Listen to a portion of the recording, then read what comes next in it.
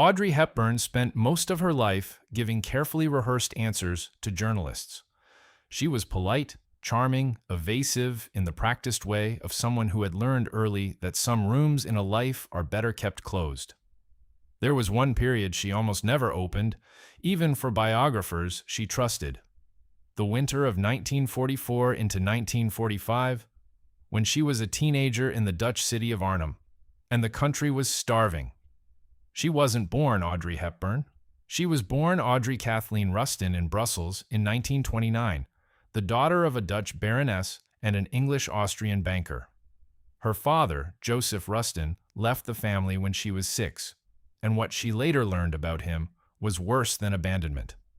He had been a sympathizer of Oswald Mosley's British Union of Fascists, and so, in a different way, had her mother, Ella von Heemstra, who in the 1930s had written admiringly about Hitler and attended a Nuremberg rally. By the time the war reached the Netherlands, Ella had quietly reversed course. But the family's early sympathies were the kind of fact Audrey would spend the rest of her life not bringing up at dinner parties. When the Germans invaded the Netherlands in May 1940, Audrey was 11 and living with her mother's family in Arnhem, a city her grandfather, a former mayor, knew well. For the first stretch of the occupation, life had a strange, suspended normalcy. She studied ballet at the Arnhem Conservatory under a teacher named Winja Marova. And she was good enough that there was talk of her becoming a professional dancer. She took her mother's family name, von Heemstra, and later performed under the name Edda von Heemstra, because an English-sounding name had become a liability in occupied Holland. Then it stopped being suspended. Her uncle, Otto van Limburg-Stirum, was arrested by the Germans in 1942 in retaliation for an act of sabotage he had nothing to do with, and was executed along with 4 other hostages. Her half-brother Ian was deported to Berlin to work in a German labor camp. Another half-brother, Alex, went into hiding to avoid the same fate. She watched Jewish neighbors disappear from the streets of Arnhem in roundups she would describe, decades later and only briefly, as something she saw with her own eyes from a window. By September 1944, Arnhem had become a battlefield. Operation Market Garden, the Allied attempt to seize the Rhine bridges, collapsed there, and the city that hadn't been destroyed by 4 years of occupation was largely destroyed in 9 days of fighting. The Germans then forced the entire civilian population out. Audrey's family fled to her grandfather's house in the smaller town of Velp, and what followed over that winter was the Hunger Winter, when a German blockade of food and fuel shipments to the western Netherlands killed an estimated 20,000 people from starvation and cold. She was 15. She ate tulip bulbs ground into flour and grass, and at one point a kind of bread made partly from the green skins of bulbs that turned her sister, in her account, faintly yellow from the toxins.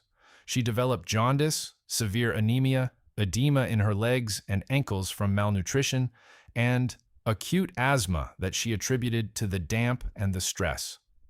People who knew her in later life noticed her hands and feet stayed unusually small for her height, a detail some biographers connect to the years of insufficient food during adolescence, when bones were still growing.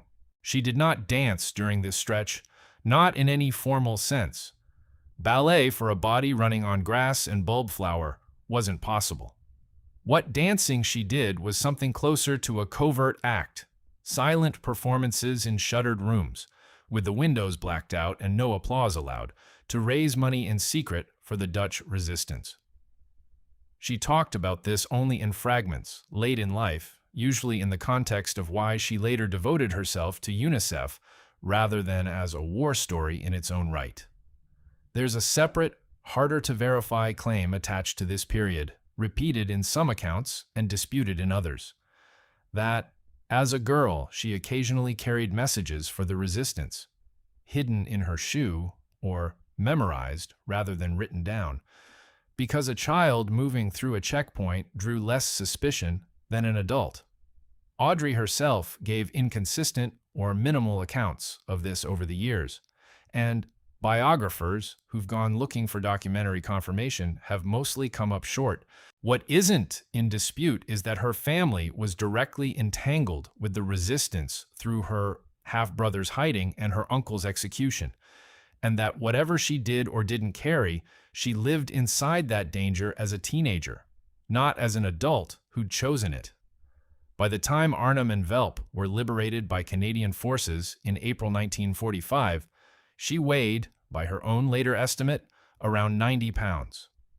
Relief workers from the United Nations, Relief and Rehabilitation Administration brought in flour, chocolate, cigarettes, condensed milk, supplies that for a starving population read as something closer to a miracle than logistics. She ate, by one of her own accounts, an entire tin of condensed milk in one sitting and was violently sick afterward, her body no longer able to process that much sugar and fat at once. She rarely told this story on screen, in interviews, in the press junkets that define the rest of her career as one of the most photographed women in the world. When she did speak about it decades later, it was almost always in service of something else.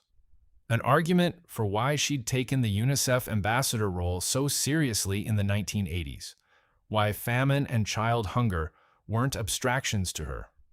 In a handful of interviews near the end of her life, she connected the dots herself, plainly, without sentimentality. She had been one of those children once, on the receiving end of relief aid, and she remembered exactly what that aid meant and what arriving too late would have meant instead. What she didn't do was turn it into a chapter of her public persona. The Audrey Hepburn that audiences knew from Roman Holiday and Breakfast at Tiffany's was light, elegant, almost weightless on screen. An image that had almost nothing visibly in common with a 15-year-old eating tulip bulbs in a blacked-out house in occupied Holland. Whether that was deliberate reinvention or simply a private person keeping a private griefs private is a question her biographers don't fully agree on. Some read her later thinness, her famous restraint with food throughout her adult life, as a lasting physical signature of those years. Others are more cautious about drawing a straight line from wartime starvation to an adult eating pattern, noting she herself rarely framed it that way. She lived for another 48 years past that liberation, made more than 24 films, won an Oscar, became one of the defining faces of post-war cinema, and then spent the last years of her life walking through refugee camps and famine zones for UNICEF in Ethiopia, Sudan, Somalia, Bangladesh, often visibly moved in ways that surprised journalists used to her composure on a film set. She died in 1993, the year Velp came up, when it came up at all, in her own words, almost always the same way. Not as a story she told, but as the reason she finally understood what an empty plate looked like and what it cost to fill one.